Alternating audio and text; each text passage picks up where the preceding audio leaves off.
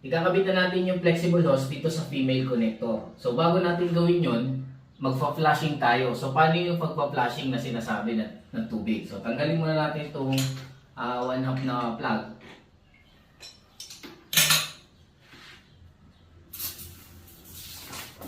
Tapos yan. So ipa-flushing natin, ibig sabihin papalabasan na natin siya ng tubig para mawala yung